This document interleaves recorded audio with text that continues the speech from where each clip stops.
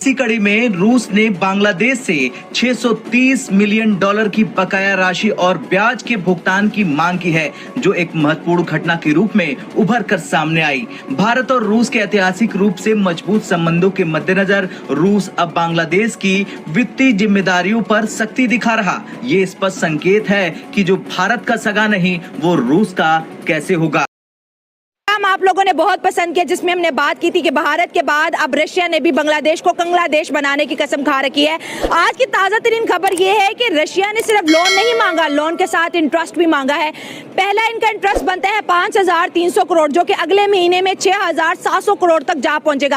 इनको सब आटे दाल का भाव पता लग जाएगा जब इनको अमेरिका जूता मारेगा और चाइना जूता मारेगा। फिर ये वही काम करेंगे जो मालदीव्स करता है, या बाप बाप करके आएंगे दिल्ली में और पैर पकड़ेंगे। It's only a matter of time.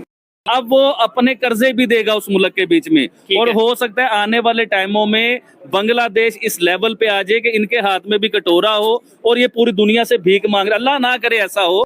तो बांग्लादेश का बहुत साथ दिया, ताकि बांग्लादेश बना ही भारत की मदद से था। अगर भारत मदद न करता तो बांग्लादेश नामी देश ही शायद इस दुनिया के नक्शे पे ना होता। तो अब ये अगर अनग्रेटफुलनेस का एक एटीट्यूड बांग्लादेश में शुरू होगा तो फिर भारत रिटेलिएट तो करेगा, कोई ना कोई मैसेज तो देगा। के खजाने तेजी से खाली हो रहे हैं, क्योंकि हम अक्सर प्राउड फील करते हैं कि अगर हमने जियो पॉलिटिक्स में किसी की दोस्ती देखती है वो इंडिया और रशिया की देखी है। इंडिया से मुंह मोड़ने के बाद रशिया का भी अब बांग्लादेश को करना पड़ेगा सामना। मुझे नहीं लगता कि हम उनकी हेल्प कर सकते हैं, हमें तो खुद हेल्प की ज़रूरत है। हमारा मुल्क इस टाइम फाइनेंशियली तौर पे किस तरह जा रहा है आपके सामने ही है। फकीर किसी की हेल्प कर रहा है, हम तो खुद कर्जा ही हैं, हम तो खुद नहीं अपना कर्जा दे पा रहे। उनके पास सिर्फ हमारी दुआएं जा सकती हैं।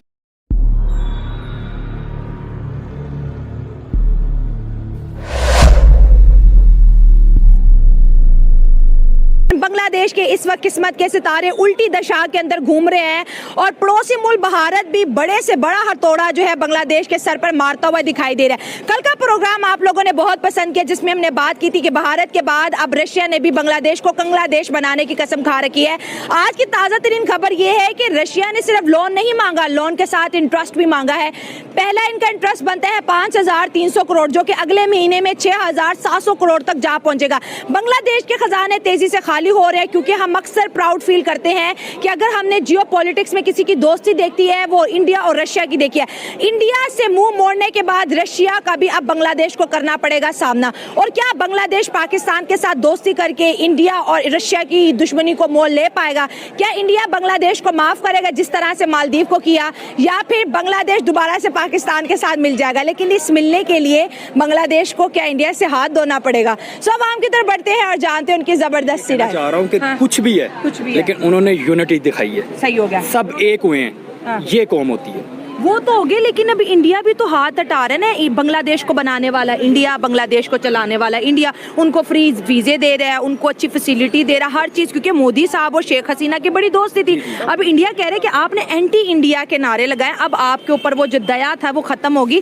क्या बांग्लादेश इंडिया जैसी बड़ी इकोनॉमी का प्रेशर बर्दाश्त कर पाए? क्योंकि अब रशिया भी कह रहा है मेरा लोन वापस करो। देखें, डेफिनेटली बात तो यही है कि प्रेशर तो बर्दाश्त करना पड़ेगा, और उनकी इकोनॉमी नीचे भी आएगी, क्योंकि आपकी बात वो बिल्कुल ठीक है कि इंडिया ने ही बनाया, लेकिन उनकी दोस्ती थी हसीना वाजे के साथ। जब हसीना वाजे उतरी है तो प्रेशर तो आएगा, लेकिन अब देखना है कि आगे क्या होना है। और अगर वो यूनिटी रखेंगे, एक कौम बनेंगे, बाकी वो भी मुसलमान है, अल्लाह पर ईमान है, बन जाएगा कुछ ना। इंडिया और रशिया की दोस्ती के बारे में क्या कहेंगे कि एक दोस्त के खिलाफ नारा लगा, दूसरा, हालांकि रशिया तो बहुत अमीर मुल्क है, लेकिन वो बांग्लादेश को कह रहा है मेरा $630 मिलियन अर्जेंट बेसिस पे वापस। ये तो मुश्किल होगा वापस करना, लेकिन वो बात ये है कि अगर रूस और इंडिया दोस्त हैं, तो जहरी बात है दोस्त ने दोस्त के पीछे तो आना है। हाँ, ठीक है, लेकिन मुश्किलात बढ़ेंगी वो बांग्लादेश। कर लूं, जिस तरह से बांग्लादेशियों का बुरा हाल हो चुका है, क्योंकि बांग्लादेशियों को अपनी जो तरक्की थी वो हजम नहीं हो रही थी। अच्छा खासा था यार, वो बिल्कुल तरक्की कर रहा था। हम लोग पाकिस्तान में उनके एग्जाम्पल दे रहे थे कि यार टक्का हमसे बेहतर चला गया।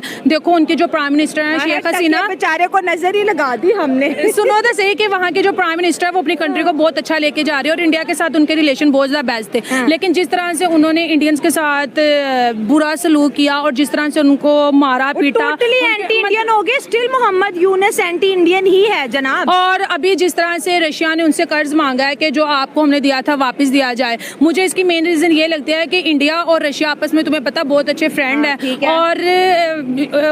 और इसी वजह से रशिया ने बांग्लादेश से अपना जो लोन था वो वापस मांगा है। लोन के साथ साथ कहते हैं ना कर्ज भी और सूद समेत 6,700 करोड़ का जो इंटरेस्ट है रशिया ने वो भी बांग्लादेश से। बांग्लादेश तो ऑलरेडी उसके खजाने खाली हो रहे हैं, बांग्लादेश पे ऑलरेडी इतना ज्यादा प्रेशर है। इंडिया ने अपनी ट्रेड वैसे बहुत ज्यादा डिले कर दिया, बॉर्डर के ऊपर बहुत से ट्रक वैसे रोक दिए। 16 कमोडिटी कल का हमारा शो था, ऑलरेडी बैन हो गया है। मेडिकल वीजा की प्रोसेसिंग भी स्लो हो गया है। अब ये मुझे तो लगता है इनको मरने के लिए कोना भी नहीं मिल रहा। मरने के लिए नहीं, बांग्लादेश अब बिल्कुल कंगलादेश बनने वाला है, ठीक है। और वहाँ पे बिजली जा रही है, अब लोग पंखियों पे आ गए, वही हमारा जमाना आ गया। वहाँ पे जो बिजनेस है वो बहुत ज्यादा खराब होता जा रहा है, वीजे उनको इंडिया के नहीं मिल रहे। तो मुझे समझ नहीं आ रही कि जब एक कंट्री अच्छी खासी अपने लेवल पे जा रही है तो इनको क्या जरूरत थी पंगा लेने की। अब उन्होंने पंगा लिया, अब ये वही India. Nothing to do with Bangladesh, ठीक है। और मैं बांग्लादेश का बहुत बड़ा सपोर्टर था, मेरा मन खट्टा हो गया इन लोगों से। जब से इन लोगों ने हिंदुओं को मारा है मेरा मन खट्टा हो गया, ठीक है। कल मरते हैं आज मरे, मुझे कोई लेना देना नहीं है, ठीक है। अब इनको सब आटे दाल का भाव पता लग जाएगा जब इनको अमेरिका जूता मारेगा और चाइना जूता मारेगा। फिर ये वही काम करेंगे जो मालदीव्स करता है, या बाप बाप करके आएंगे दिल्ली में और पैर पकड़ेंगे। It's only a matter of time. हाँ, within 1 year Bangladesh, you just see, इनको लगता है कि ये बड़े काबिल हैं। इनकी बड़ी गलतफहमी है बांग्लादेशियों की कि हम बड़े काबिल हैं। तुम काबिल हो ना जी, ठीक है। तुम एक काम करो, तुम भी इंडिया आउट करो, इंडिया भी वहां से आउट हो जाता है, देखते हैं तुम कैसे सर्वाइव करते हो। Let's see. मालदीव्स वाला हाल, मालदीव्स वाला हाल नहीं, इनके पास पाकिस्तान वाला हाल होने वाला है। बेसिकली इनका पूरा जमात क्या जिहादी लोग हैं ये, ठीक है। बटन दबाओ फटफट जाएंगे जी। हाँ ठीक है। सर पाकिस्तान की आपने बात की तो मैं बता रहा हूँ, तो जो है रशिया अपनी जगह पे ठीक है, ठीक है। कैसे? क्योंकि बांग्लादेश का जो आपने जैसे क्वेश्चन किया है कि उनका तो बांग्लादेश कंगलादेश बनने जा रहा है। हाँ, बिल्कुल। लेकिन एक चीज़ है कि अगर हम बात करते हैं पाकिस्तान की, हाँ। तो पाकिस्तान में तो आप बेहतर समझते हैं कि बांग्लादेश में तो फिर भी ह्यूमैनिटी है, वहाँ पे नेशन जो है वो यूनिट है, मतलब वहाँ पे ह्यूमैनिटी और नेशनलिज्म है। नेशनलिज्म है। अच्छा, लेकिन ठीक है। हमारे यहाँ अनफॉर्चुनेटली जो हम यूथ हैं वही सपोर्ट कर रहे हैं और अपने जो राइट्स हैं उनके लिए फिर भी आवाज़ बुलंद करते हैं। लेकिन मैं समझता हूँ कि जहाँ पे हमें ये वाली चीज़ देखने में आ रही है तो बांग्लादेश हमसे पहले भी बहुत पीछे था और आज भी बहुत सर, पीछे है। बांग्लादेश कैसे हमसे पीछे था? हम कहते थे वो 2% का मर्द, 2% की औकात, वो टके हमसे बेहतर हो गए थे। लेकिन अब वो कहीं ना कहीं देखिए, जब से बांग्लादेश ने इंडिया के खिलाफ नारे लगाए, बांग्लादेश की मुश्किलात में इजाफा होता जा रहा है। रूस भी आ गया, इंडिया ने उनकी बिजली सस्ती खत्म कर दी, कॉन्ट्रैक्ट उनके साथ बहुत से, इंडस्ट्री अपनी वापस बुला लिए। तो इंडिया का रोल इस पूरे खित्ते में बहुत ज्यादा प्रोमिनेंट हो रहा है। बांग्लादेश की हालत देख लें आप। बांग्लादेश के साथ इंडिया के जो मामलात हैं वो हमारे साथ तो कभी भी नहीं हो सकते। हमारी नेबर कंट्री के साथ कभी भी बनी भी नहीं थी शुरू से, स्टार्ट से ही। तो हम उनसे एक्सपेक्टेशंस रख भी नहीं सकते कि हमें इंडिया के साथ बनी, इंडिया के साथ नहीं। इंडिया डेफिनेटली बात है कि India is one of the countries जो कि जिस पर एक, जिसको कहते हैं ना, एक बहुत ही गोल्डन हाथ था, एक गोल्डन स्पून थी बांग्लादेश के लिए। तो फॉर श्योर इंडिया के साथ इस वक्त जिस कंडीशन में, जिस फाइनेंशियल कंडीशन में, जिस इकोनॉमिकल कंडीशन में, जिस इंडस्ट्रियल कंडीशन में इंडिया है, इंडिया से अगर कोई भी पंगा लेगा तो उसका यही अंजाम होगा। देखें, सीधी सीधी और साफ बात है, let's just be practical and let's just be real.